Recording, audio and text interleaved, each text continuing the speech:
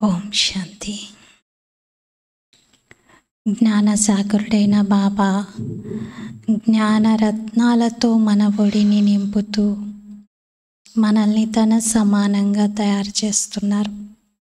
ఈరోజు బాప్దాదా మిలనము. బాబా వరదానాలతో మన ఒడిని నింపేందుకు వస్తున్నారు.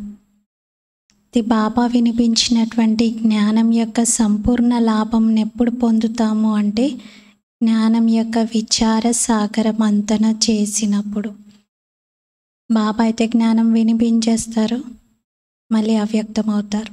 కానీ మనము బాబా వినిపించిన జ్ఞానాన్ని రోజంతా మననం చేస్తూ చింతన చేస్తూ దాని యొక్క సారాన్ని తీసి ధారణ చేసి కర్మల్లో ఉపయోగించినప్పుడు దాని యొక్క పూర్తి ఆనందాన్ని పొందగలుగుతాం. బాబా ఈరోజు మురళిలో అదే చెప్పారు. పిల్లలు విచార సాగర మంతన చేయండి. సాగర మంతన చేసినప్పుడు ఒకవైపు అసురులు ఒకవైపు దేవతలు సాగర మంతన చేస్తూ ఉంటే ఎన్నో విలువైనటువంటి వస్తువులను తీయగలిగారు. అమృత భాండం వచ్చింది, లక్ష్మీదేవి, కల్పవృక్షము, కామధేను, ఇలా ఎన్నో అమూల్యమైనటువంటివి. అలాగే జ్ఞానం యొక్క చింతన మనం చేస్తూ ఉంటే వినిపించిన విషయాలను పదే పదే స్మరించుకుంటూ ఉంటే మనకు కూడా జ్ఞానం యొక్క లోతులు అర్థమవుతాయి. సారాన్ని మనం సహజంగా ధారణ చేయగలుగుతాం. ఇది 2 फरवरी मुरली।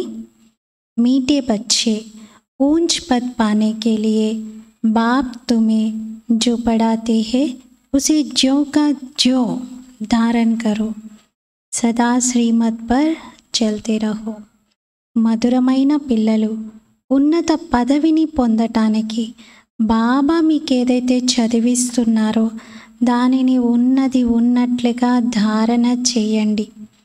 సదా శ్రీమతంపై నడుస్తూ ఉండండి. మధురమైన పిల్లలు ఉన్నత పదవిని పొందటానికి బాబా ఏది చదివిస్తున్నారో దానిని ఉన్నది ఉన్నట్లుగా ధారణ చేయండి. శ్రీమతంపై సదా నడుస్తూ ఉండండి. శ్రీమత్ సిర్ మాతే అంటారు. శ్రీమతాన్ని శిరసా వహిస్తూ బాబా చెప్పిన విషయాలలో మన్మతము పరమతము మిక్స్ చేయకుండా ఉన్నది ఉన్నట్లుగా ధారణ చేయడము, దీంట్లోనే మన ఉన్నత పదవి అనేది ఆధారపడి ఉంటుంది. ప్రశ్న: కభీ భీ అఫ్సోస్ నా హో उसके लिए किस बात पर अच्छी तरह विचार करो। ఎప్పుడు కూడా దుఃఖించకుండా శాంతిగా అవ్వకుండా ఉండాలి అంటే దానికోసం ఏ విషయం గురించి మంచిగా ఆలోచించాలి. జవాబు: हर एक आत्मा का जो पार्ट है वह ड्रामा में एक्यूरेट नोंदा हुआ है। ప్రతి ఆత్మ ఏదైతే పాత్ర వహిస్తూ ఉందో అది డ్రామాలో ఖచ్చితంగా ఇమిడి ఉంది. ఇది అనాది మరియు అవినాశీ డ్రామా. ఈ విషయాలపైన మీరు ఆలోచించండి. అప్పుడు అశాంతి పాలవ్వరు, దుఃఖించరు. అఫ్సోస్ ఉనే హోతా జో డ్రామా కే ఆది మధ్యంత్ కో రియలైజ్ నహీ కర్తే హై. దుఃఖం ఎవరికి కలుగుతుంది అంటే డ్రామా యొక్క ఆది మధ్యాంతాలను రియలైజ్ కానప్పుడు. तुम बच्चों को इस ड्रामा को जो का जो साक्षी होकर देखना है, इसमें रोने रूसने की कोई बात ही नहीं. మీరు పిల్లలు ఈ డ్రామాను ఉన్నది ఉన్నట్లుగా సాక్షిగా అయి చూడాలి. ఇందులో ఏడ్చి అలిగే విషయాలేమీ లేనే లేవు. ఇందులో ఎవ్వరి మీద మనం అలగడానికి లేదు. నా పాత్ర ఎందుకు ఇలా రాశారు, నాదే ఎందుకు ఇలా జరిగింది, నాకే ఎందుకు ఇలా అవుతుంది అని ఎవ్వరూ దుఃఖించే అవసరం లేదు, ఏడ్చే అవసరం లేదు. డ్రామాలో ప్రతి ఒక్కరి పాత్ర ఎక్యురేట్గా ఇమిడి ఉంది. ఇది అనాది అవినాశీ డ్రామా. మీరు ఈ విషయాలను మంచిగా చింతన చేస్తూ ఉంటే మీకు అసలు దుఃఖం కలగదు. దుఃఖం కలుగుతుంది అంటే డ్రామాని ఇంకా సరిగా అర్థం చేసుకోలేదని తెలుస్తుంది. డ్రామా యొక్క ఆది మధ్యాంతాలను రియలైజ్ అవ్వలేదని అనిపిస్తుంది. ఓం శాంతి. ఆత్మిక తండ్రి ఆత్మిక పిల్లలకు కూర్చోబెట్టి అర్థం చేయిస్తున్నారు. ఆత్మ ఎంత చిన్నది, చాలా సూక్ష్మమైనటువంటిది. చాలా చిన్నగా ఉన్నటువంటి ఆత్మ ఇంత పెద్ద శరీరాన్ని నడిపిస్తూ ఉంటుంది. ఇంత చిన్న ఆత్మ ప్రవేశించగానే ఈ శరీరము నెమ్మదిగా పెరుగుతూ ఎంత పెద్దగా అవుతుంది. ఆత్మ అయితే అతి సూక్ష్మమైనది. ఆత్మ వేరు, శరీరం వేరు. మరి ఆత్మ శరీరం ద్వారా అన్నింటినీ చూస్తుంది. ఒకవేళ చిన్న ఆత్మ శరీరం నుండి వేరవుతే ఏమీ చూడలేము. ఆత్మ గురించి ఈ విధంగా మనం చింతన చేస్తూ ఉండాలి. నేను ఎంత సూక్ష్మంగా ఉన్నాను, నేను కనుక ఈ శరీరాన్ని విడిచిపెడితే ఈ శరీరం అసలు 1 ఇంచు కూడా కదలదు. ఇంత పెద్ద ఆకారం ఇది, కానీ దీని మొత్తం బరువును మోస్తున్నది నేనే. ఒకవేళ నేను ఇంత సూక్ష్మంగా ఉన్న ఆత్మను వెళ్ళిపోతే ఈ శరీరాన్ని 4 కలిసి మోయాల్సి వస్తుంది. ఇలా చింతన చెయ్యండి అంటున్నారు బాబా. ఎంత సూక్ష్మంగా ఉన్నాను నేను ఆత్మను అని ఆత్మ యొక్క చింతన చేయండి. ఆత్మ ఏమేం కార్యాలు చేయగలుగుతుంది. మ్యాగ్నిఫైయింగ్ గ్లాసెస్ ఉంటాయి, వాటిని పెట్టి చూడడంతో వజ్రం లోపల ఉన్న సూక్ష్మంగా ఉన్నటువంటి మరకలు మచ్చలు కూడా కనబడతాయి. మరి అలాగే ఆత్మను కూడా మ్యాగ్నిఫైయింగ్ లెన్స్లో పెట్టి చూడండి. జ్ఞానమే మ్యాగ్నిఫైయింగ్ లెన్స్ లాంటిది. దీంట్లో ఆత్మ పైన ఎలాంటి మరక లేదు కదా అని చెక్ చేసుకోండి. మరి ఆత్మ కూడా చాలా సూక్ష్మమైనది. ఏ విధంగా మ్యాగ్నిఫైయింగ్ లెన్స్తో చూస్తారో అలాగే ఆత్మను చూడండి. మరి ఆత్మ ఎక్కడుంటుంది? ఆత్మకు దేంతో సంబంధం ఉంది? ఈ కళ్ళను ఎలా నడిపిస్తుంది ఆత్మ? ఈ కళ్ళతో ఇంత పెద్ద భూమి, ఆకాశం ఇవన్నింటినీ మీరు చూస్తూ ఉన్నారు. కానీ యాక్చువల్గా చూసేది కళ్ళ ద్వారా ఆత్మన చింతన చేయండి. కళ్ళైతే శవానికి కూడా ఉంటాయి, కానీ చూసే ఆత్మ వెళ్ళిపోయింది. కాబట్టి చూపించే కిటికీలు ఏమీ దాన్ని ఆనందించలేవు. ఇంటికి కిటికీలు ఉంటాయి, కానీ కిటికీలను తెరుచుకొని చూసేది ఎవరు? మనము, చైతన్యంగా ఉన్నటువంటి ప్రాణులు. అలాగే ఈ శరీరంలో కళ్ళు జడమైనవి, కానీ నేను ఆత్మను వీటి ద్వారా చూస్తున్నాను. ఇలా ఆలోచించండి. బిందువైన ఆత్మ వెళ్ళిపోతే శరీరం ఏ పని చేయజాలదు. బాబా ఎలా బిందువుగా ఉన్నారో ఆత్మ కూడా అలాగే బిందువు. ఇంత చిన్న బిందువైన ఆత్మ ప్యూర్గా ఇంప్యూర్గా అవుతూ ఉంటుంది. ఈ విషయాలన్నీ ఆలోచించడానికే ఉన్నాయి. ఇంకెవరికి కూడా దీని గురించి తెలియదు. ఆత్మ ఏంటి, పరమాత్మ ఏంటి, ఈ విషయాలే తెలీదు. ఇంత చిన్న ఆత్మ శరీరంలో ఏమేం చేస్తుంది అనేది మీరు చింతన చేయండి. ఆత్మ ఏమేం చెయ్యగలుగుతుంది, ఏమేం చూస్తుంది. ఆత్మలోనే మొత్తం పాత్ర అంతా ఇమిడి ఉంది. 84 జన్మల పాత్ర ఇది. ఎలా ఆత్మ కార్యం చేస్తుంది? వండర్ అనిపిస్తుంది కదా. ఇంత సూక్ష్మమైన బిందువు, కానీ 84 జన్మల పాత్ర. 1-2 జన్మలు కాదు, 84 జన్మల పాత్ర. ఆత్మ ఒక శరీరాన్ని విడిచి మరొక శరీరం తీసుకుంటుంది. శరీరం నుండి ఆత్మ వెళ్ళిపోయిందంటే ఇంకా దానికి ఏం విలువ లేదు. ఎంత గొప్ప వ్యక్తి శరీరమైనా సరే ఆ శరీరాన్ని మళ్ళీ మట్టిలో కలపాల్సిందే.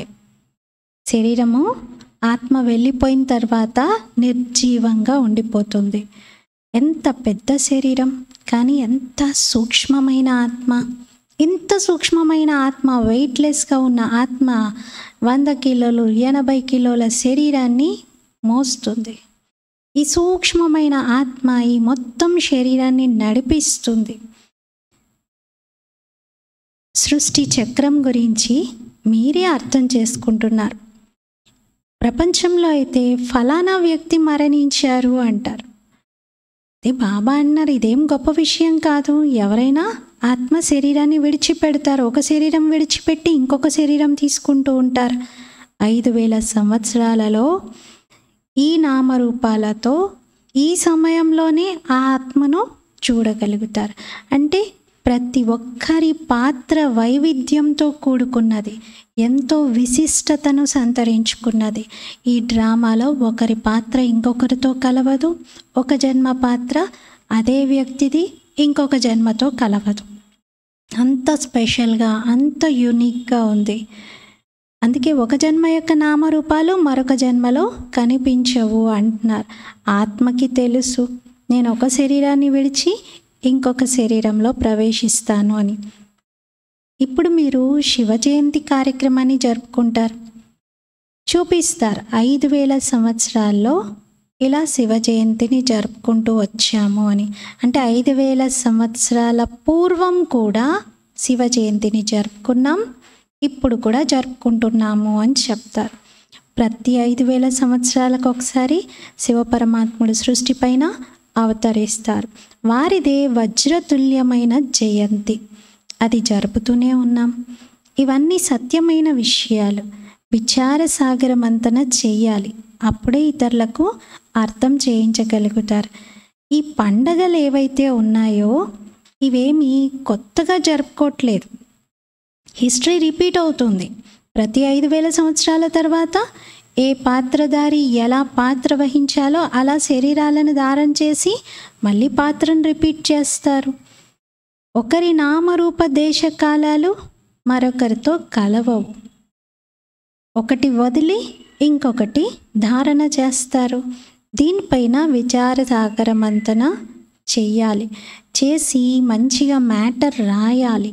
అప్పుడు చదివినటువంటి వారు చాలా ఆశ్చర్యంగా దీన్ని వింటారు, తెలుసుకుంటారు. పిల్లలతో బాబా అడుగుతారు కదా, మనం కూడా ఎవరినైనా అడుగుతాం, ఇంతకుముందు ఎప్పుడైనా కలిశారా అని. బాబా అయితే మొదట్లో సాకారంగా ఉన్నప్పుడు ఏ పార్టీ వచ్చినా, ఎవరైనా మధుబనికి మొదటిసారి వచ్చినా బాబా అడిగేవారు, పిల్లలు మొదటిసారి కలుస్తున్నారా తండ్రిని అని. అంటే ఇంతకుముందు ఎప్పుడైనా కలిశారా అని. కొందరు వెంటనే బాబా కల్పక్రితం కలిశాము అని చెప్పేవారు, కొందరు మాత్రం లేదు బాబా ఫస్ట్ టైం వచ్చాము అని చెప్పేవారు. అంటే బాబాకి అర్థమయ్యేది వీళ్ళు జ్ఞానం ఎంతవరకు అర్థం చేసుకున్నారు అని. ఆత్మను ప్రశ్నిస్తూ ఉంటారు కదా, మీరు ఇవే నామరూపాలతో ఇంతకుముందు ఎప్పుడైనా కలిశారా అని బాబా అడుగుతారు. మరి ఆత్మ వింటుంది. మరి చాలామంది అవును బాబా అంటారు, మీతో కల్పక్రితం కూడా కలిశామంటారు. మొత్తం అంతా డ్రామా పైనే పాత్రలు ఆధారపడి ఉన్నాయి. మొత్తం మీ బుద్ధిలో ఇవన్నీ విషయాలు ఉన్నాయి. అక్కడైతే హద్దు డ్రామా యొక్క యాక్టర్స్ ఉంటారు, ఇది బేహద్దు డ్రామా. ఈ డ్రామా చాలా అక్యురేట్గా ఉంది. ఇందులో ఏమాత్రం మార్పులు చేర్పులు తేడాలు ఉండవు. అక్కడ ఫిలిమ్స్ స్టోరీస్ తీస్తారు, సినిమాలు తీస్తారు, అవన్నీ హద్దులోనే ఉంటాయి, మెషిన్ పైన నడుస్తూ ఉంటాయి. 2-4 రోల్ भी हो सकते हैं जो फिरते हैं. 2-3 రోల్స్ కూడా ఉంటాయి, అవి మళ్ళీ రిపీట్ చేస్తూ ఉంటారు. అంటే ఒకే వ్యక్తి 2-3 పాత్రలను కూడా పోషిస్తూ ఉంటారు. ఇదైతే అనాది అవినాశి డ్రామా, బేహద్ డ్రామా. ఇందులో చిన్న ఆత్మ ఒక పాత్ర వహించి మళ్ళీ నెక్స్ట్ జన్మలో ఇంకొక పాత్ర వహిస్తుంది. అలా ఒక్కొక్కరు 84 పాత్రలు పోషిస్తారు. 84 జన్మల యొక్క చాలా పెద్ద ఫిలిం రోల్ అంటున్నారు, చాలా పెద్ద ఫిలిం రోల్. ఫిలింలో ఎన్ని రీల్స్ ఉన్నాయి అని చెప్పేసి ముందుగానే డిస్ప్లే చేస్తారు. ఫస్ట్ స్క్రీన్ పైన చూపిస్తారు ఇది ఎన్ని రీల్స్ ఉన్నాయి అని. అలా బాబా అన్నారు దీనికైతే 84 ఉన్నాయి. 84 లక్షలైతే ఉండచాలవు. 84 జన్మల చక్రం ఇది. దీని పరిచయము ఎలా ఇవ్వాలి మరి? వార్తాపత్రికల వారికి కూడా మీరు అర్థం చేయించాలి. వాళ్ళకు కూడా ఈ విషయాలను, ఈ జ్ఞానాన్ని అర్థం చేయించి అందరికీ అందేలాగా చెయ్యాలి. అంటే న్యూస్ పేపర్లో వచ్చేలాగా చెయ్యండి అంటున్నారు. మ్యాగజైన్స్లో కూడా మీరు వేయవచ్చు. మనం ఈ సంగమయుగంలోనే ఈ విషయాలన్నీ మాట్లాడుకుంటున్నాం. సత్యుగంలో అయితే ఇటువంటి విషయాలు ఉండనే ఉండవు, కలియుగంలో కూడా ఉండవు. జంతువులకు కూడా ఈ విషయాలు అవసరం లేదు. 5000 సంవత్సరాల తర్వాతే మళ్ళీ పరమాత్మ తండ్రి వచ్చి ఈ జ్ఞానం వినిపిస్తారు. ఇప్పుడు ఏవైతే మనం చూస్తున్నామో ఇవన్నీ ఎగ్జాక్ట్లీ మళ్ళీ 5000 ఇయర్స్ తర్వాత చూస్తాం. ఏ మాత్రం మార్పు ఉండదు ఇందులో. డ్రామాలోనే మొత్తం ఇమిడిపోతుంది. సత్యుగంలో జంతువులు కూడా ఎంతో అందంగా ఉంటాయి. ఈ మొత్తం అంతా వరల్డ్ యొక్క హిస్టరీ, జాగ్రఫీ రిపీట్ అవుతుంది. ఎలా అయితే డ్రామా షూటింగ్ జరుగుతుంది కదా, ఒక చిన్న ఈగ షూట్ చేసే సమయంలో అడ్డుగా ఎగిరి వెళ్ళిందనుకోండి, అది ఇంకా ప్రతిసారి ఆ సీన్ రిపీట్ అయినప్పుడు అలాగే కనబడుతుంది. ఆ ఈగ ఎగిరి వెళ్తుంది. మరి ఈ చిన్న చిన్న విషయాలు కూడా కొంతమందికి అర్థమే కావట్లేదు అంటున్నారు. మొదట బాబా ఏం చెప్తున్నారంటే, కల్పకల్పం సంగమయుగంలో నేను ఈ భాగ్యశాలి బ్రహ్మరథములో ప్రవేశిస్తాను, వీరి ద్వారానే మిమ్మల్ని కలుసుకుంటాను అంటున్నారు. ఆత్మ అంటుంది, శివబాబా వీరి శరీరంలో వస్తారు. మరి బాబా ఎంత చిన్న బిందువుగా ఉన్నారు. వారిని జ్ఞాన సాగరుడు అంటారు. ఈ విషయాలు పిల్లలైన మీరే బాగా అర్థం చేసుకుంటున్నారు. అర్థం చేసుకున్న పిల్లలు ఏం చేస్తారు, ఇతరులకు కూడా అర్థం చేయిస్తారు. బాబా అంటారు, నేను 5000 సంవత్సరాల తర్వాతనే వస్తాను. ఎంత అమూల్యమైనటువంటి వాక్యాలు ఇవి, ఎంత విలువైన చదువు ఇది. బాబా వద్దే అక్యురేట్ నాలెడ్జ్ ఉంది. అది బాబా పిల్లలకి ట్రాన్స్ఫర్ చేస్తున్నారు. తన నాలెడ్జ్ని అంతా పిల్లలపైన కురిపిస్తున్నారు. మీలో ఎవరైనా అడగవచ్చు, ప్రశ్నించవచ్చు, సత్యుగం యొక్క ఆయుష్ 1250 సంవత్సరాలే అనే విషయాన్ని మీరు స్పష్టంగా చెప్పవచ్చు. ఎందుకంటే దాన్ని లక్షల సంవత్సరాలని చెప్పి వాదిస్తూ ఉన్నారు.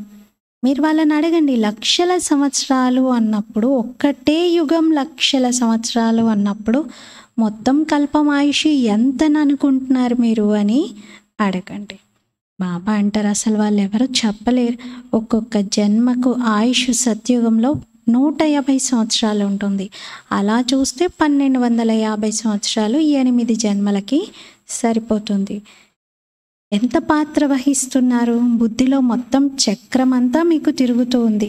మీరే 84 జన్మలు తీసుకుంటారు. మొత్తం సృష్టి చక్రం అంతా మీ బుద్ధిలో ఉంది. ఇది అనాది, అవినాశి, తయారవుతున్నటువంటి డ్రామా. ఇందులో కొత్తగా ఏది ఎడిషన్ జరగదు.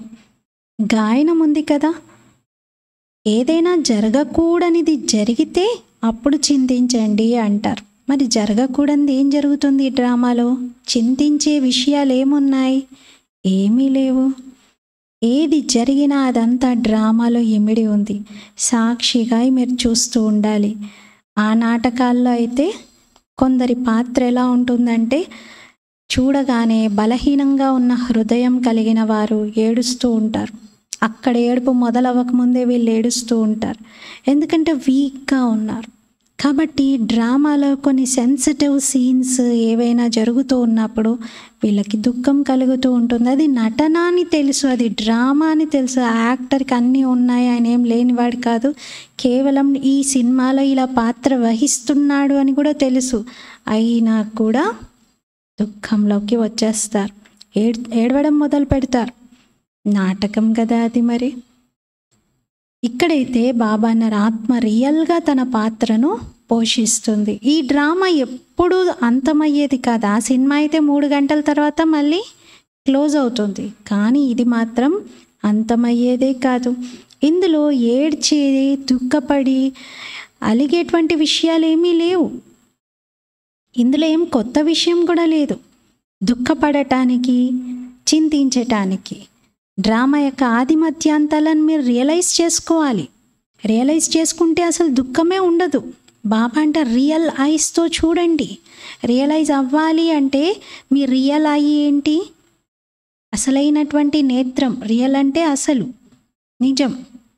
నేత్రం, ఐ అంటే నేత్రం. మరి మన నిజమైనటువంటి నేత్రం, మన అసలైనటువంటి నేత్రం, మన 3వ నేత్రం జ్ఞాన నేత్రం. జ్ఞానపరంగా చూడాలి. జ్ఞానపరంగా చూసినప్పుడు మనకు అసలు దుఃఖమే కలగదు. ఇవన్నీ మీరు తెలుసుకుంటున్నారు. ఈ సమయంలో మీరు జ్ఞానంతో ఉన్నత పదవిని పొందుతున్నారు.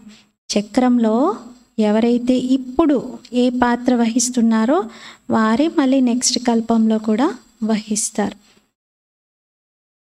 ఇవన్నీ చాలా ఆశ్చర్యచకితులుగా చేసే విషయాలు. విచారసాగర మంతన చేసేందుకు ఈ విషయాలు. మనుష్య మాతృలెవ్వరికీ వీటి గురించి తెలియదు. ఋషులు మునులు కూడా మాకు రచయిత రచన గురించి తెలీదు అన్నారు. వాళ్ళకేం తెలుసు? రచయిత ఇంత సూక్ష్మ బిందువు, ఇంత సూక్ష్మాతి సూక్ష్మంగా ఉంటారు అనేది ఎవ్వరికీ తెలియదు. అందుకే మీ అంతు కనుక్కోలేకపోతున్నాము అని అన్నారు. మరి నూతన సృష్టికి రచయిత ఆ సూక్ష్మ బిందువు అయిన పరమాత్ముడే. పిల్లలకి చదివిస్తున్నారు.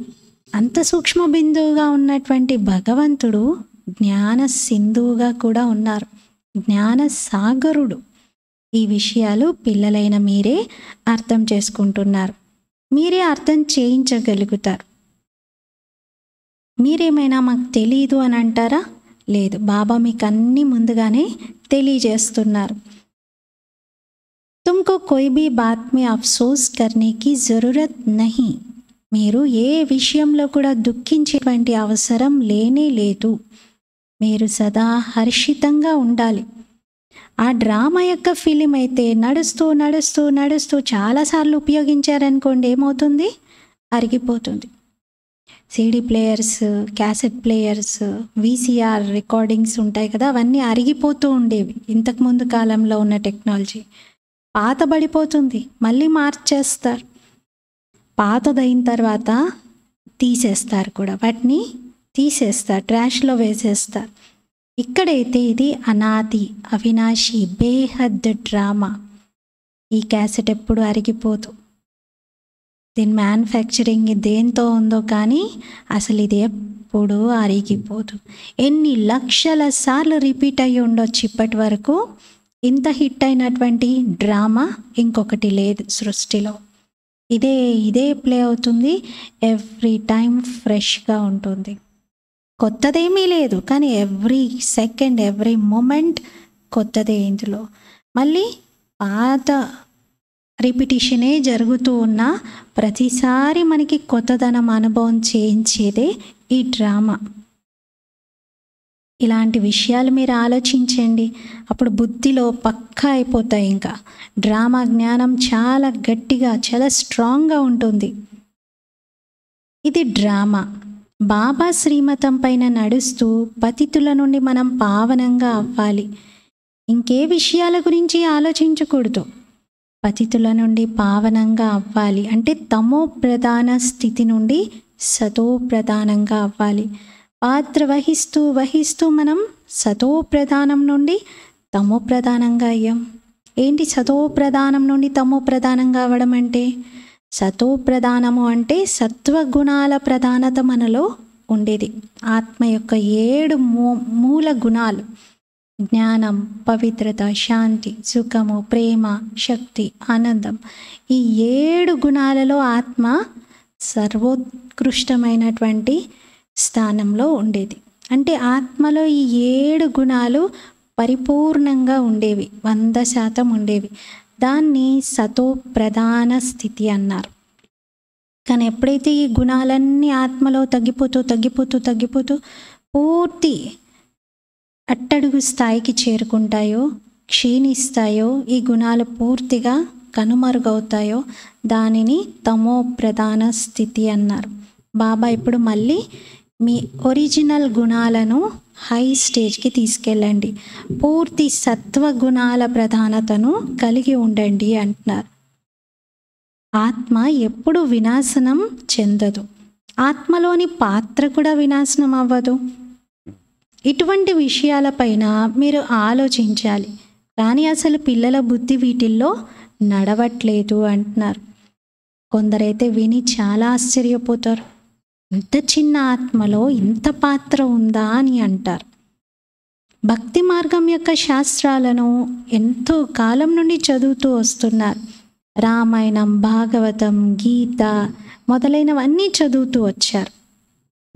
ఇందులో కూడా విచారసాగర మంతన చేయాలి. చూడండి, ఎవరైతే పండితులు, చాలా గొప్ప విద్వాంసులు ఉన్నారో వారు ఇవే రామాయణం, మహాభారతం, ఇవే భగవద్గీత పైన బాగా చింతన చేస్తారు, మంతన చేస్తారు, మననం చేసి మాట్లాడతారు వాటిపైన. అప్పుడు వినే వాళ్ళకి ఎంత అద్భుతంగా చెప్పారు అని అనిపిస్తుంది. అంటే విన్న విషయాలను సేమ్ అదే శ్లోకం ఎంతోమంది మాట్లాడతారు, ఎంతోమంది దాని గురించి చెప్తారు. కానీ కొందరు చెప్పడంతో బాగా టచ్ అవుతుంది. అంటే వారు తప్పనిసరిగా దానిపైన విచార సాగర మంతన చేస్తున్నారు అని అర్థం. అనంతమైన తండ్రి కూడా ఏదైతే అర్థం చేయిస్తున్నారో ఆ విషయాలను మనము బాగా ధారణ చెయ్యాలి, ఉన్నట్లుగా ధారణ చెయ్యాలి. అప్పుడే ఉన్నత పదవిని పొందగలుగుతాం. అందరూ ఒకే విధంగా ధారణ చెయ్యలేరు. కొందరు చాలా సూక్ష్మతలోకి వెళ్ళి అర్థం చేయిస్తారు. ఈ రోజుల్లో జైల్లో కూడా ఉపన్యాసం చేయవలసి వస్తుంది, అన్ని చోట్లకి వెళ్ళాల్సి వస్తుంది, వేశ్యల ఉద్ధరణ కూడా చేయవలసి వస్తుంది. మూగవారు, చెవిటివారు, అంగవైకల్యం కలిగిన వారు, వారికి కూడా ఈ జ్ఞానాన్ని తీసుకునే హక్కు ఉంది. వాళ్ళకు కూడా జ్ఞానం వినిపించాలి, సైగలతో అర్థం చేయించాలి. ఇప్పుడు మన సంస్థ ద్వారా 7 days కోర్స్ని ఎవరైతే మూగా చెవిటి వారు ఉంటారో వాళ్ళకి కూడా అర్థం చేయించే విధంగా క్యాసెట్స్ తయారై ఉన్నాయి. వాళ్ళవి కూడా వీడియోస్ ఉన్నాయి.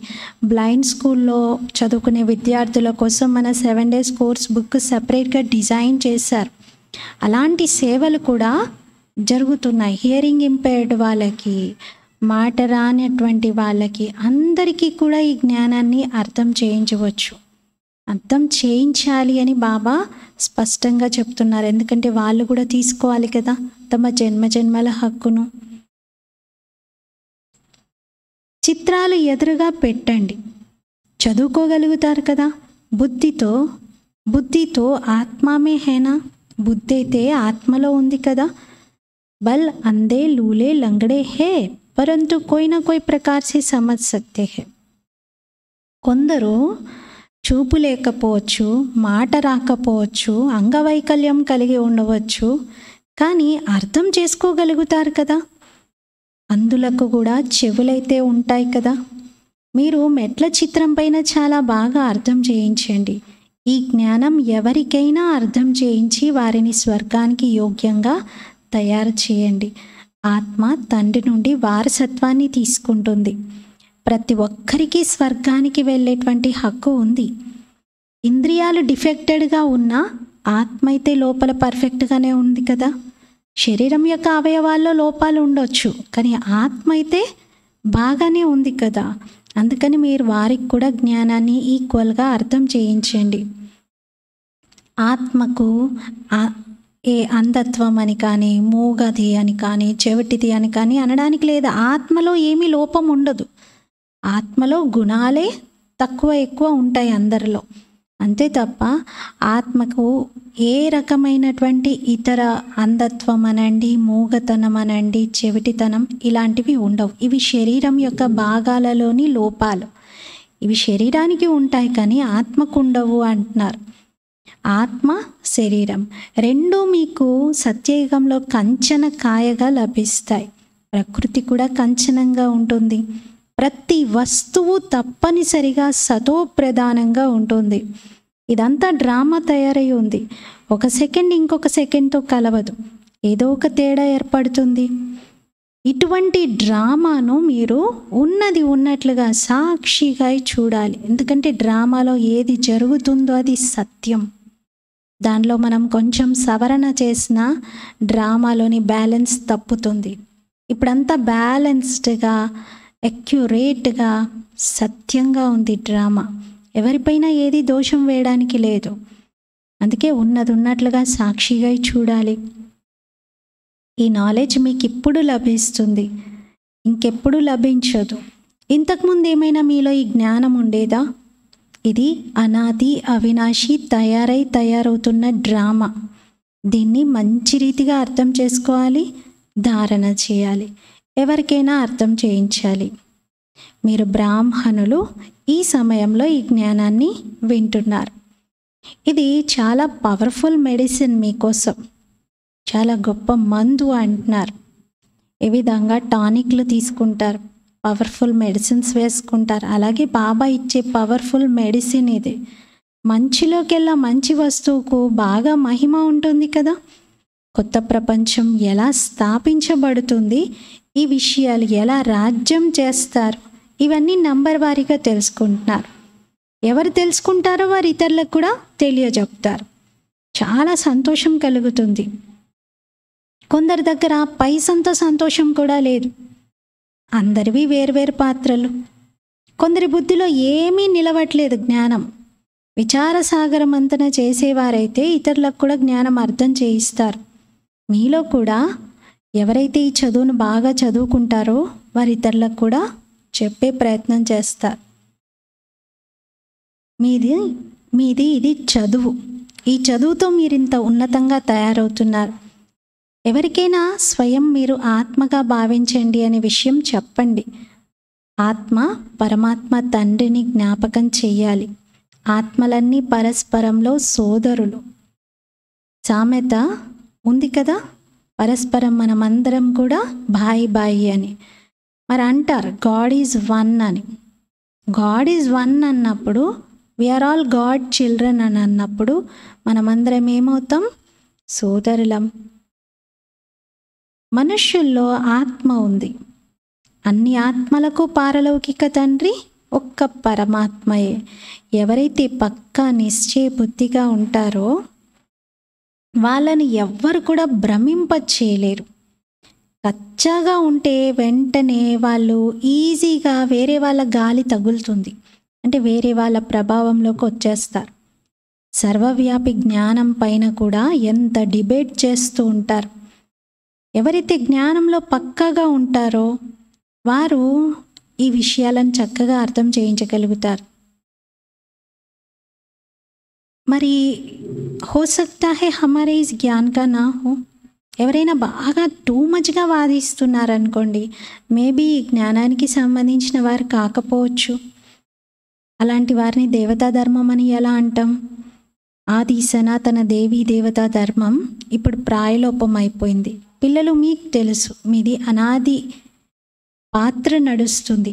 ఆది సనాతన ధర్మం పవిత్రమైన ప్రవృత్తి మార్గానికి సంబంధించింది.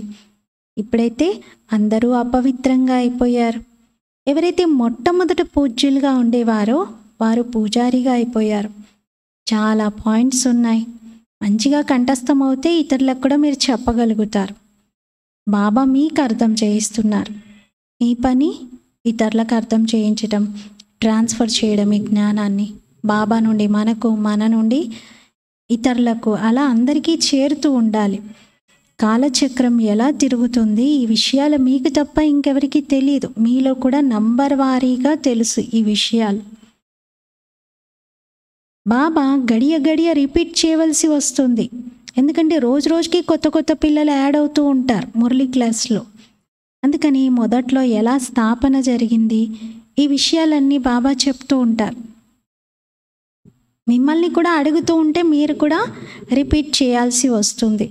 మీరు చాలా బిజీగా ఉంటారు. చిత్రాలపైన మీరు అర్థం చేయించవచ్చు, కానీ జ్ఞానం యొక్క ధారణ అందరూ ఏకరసంగా అయితే చేయలేరు.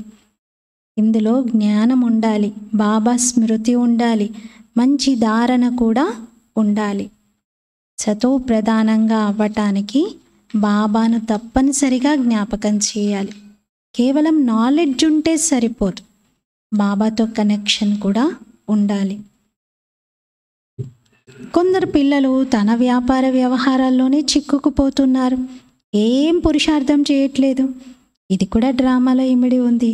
కల్ప క్రితం ఎవరు ఎంత పురుషార్థం చేశారో అంతే చేస్తారు. చివరికి పరస్పరం అందరూ సోదరులుగా ఉండాలి. మనం ఒంటరిగా వచ్చాం, మళ్ళీ ఒంటరిగానే వెళ్తాం. చివరికి ఇంకెవ్వరూ మనకి గుర్తు రాకూడదు. ఇప్పుడే ఎవరు తిరిగి ఇంటికి వెళ్ళలేరు. వినాశనం సమయంలో అప్పుడు అందరినీ బాబా తీసుకెళ్తారు. స్వర్గానికి ఇప్పుడే వెళ్ళలేరు.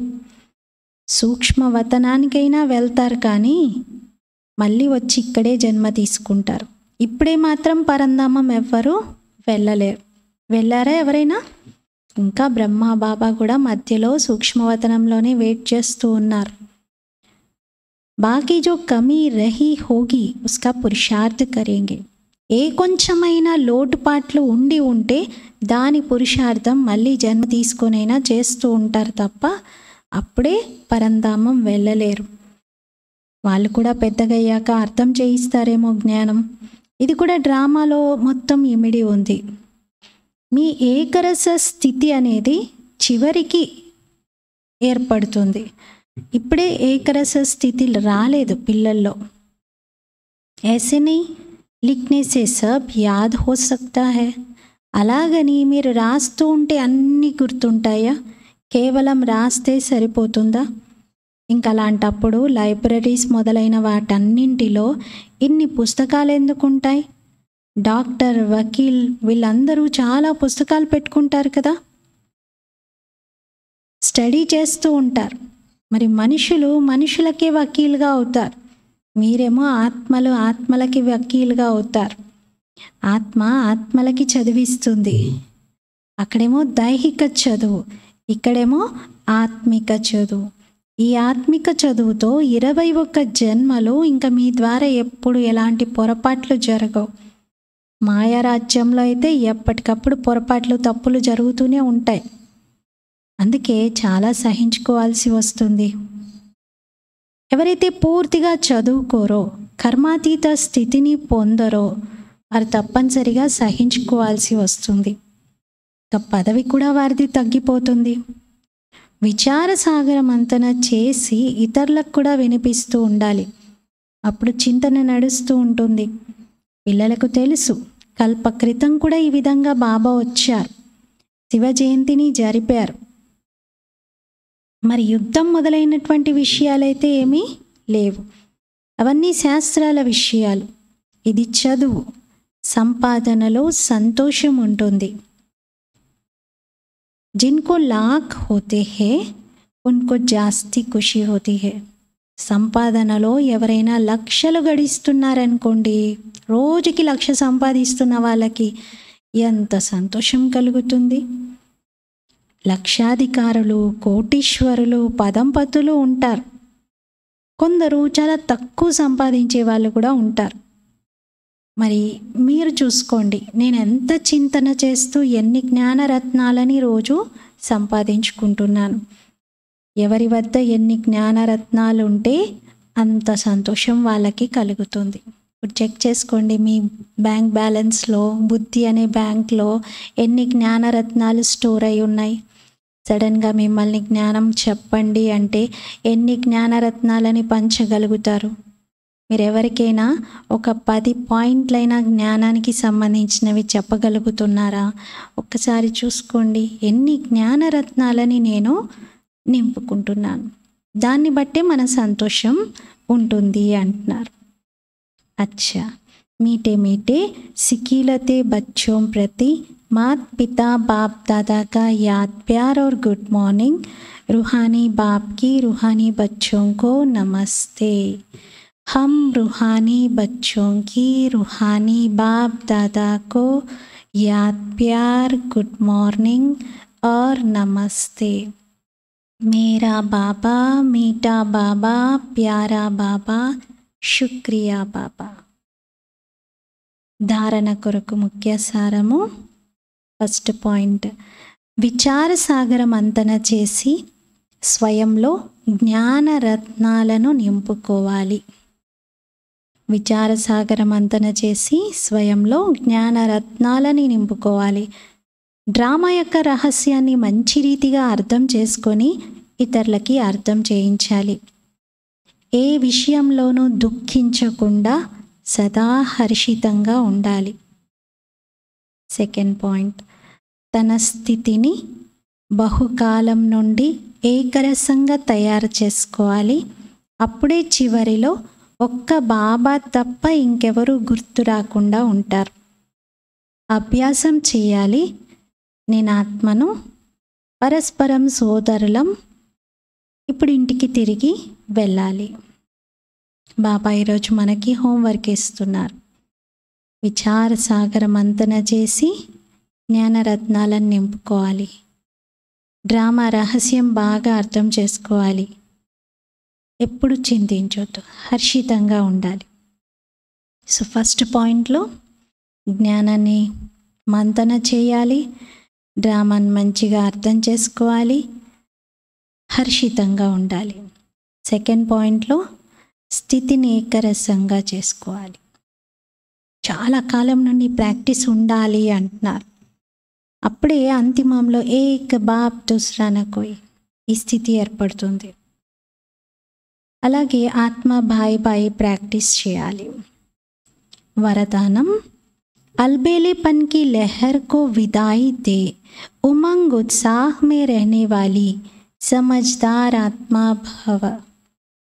నిర్లక్ష్యం అనే కెరటానికి వీడుకోలునిచ్చి సదా ఉమంగ ఉత్సాహంలో ఉండేటువంటి వివేకవంత ఆత్మా భవ.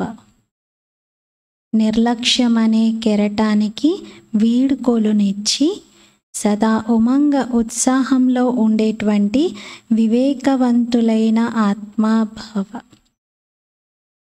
కొందరు పిల్లలు ఇతరులను చూసి స్వయం నిర్లక్ష్యంలోకి వచ్చేస్తారు. ఆలోచిస్తారు, ఇలాగైతే జరుగుతూనే ఉంటుంది కదా, ఇలా నడుస్తూనే ఉంటుంది కదా అని.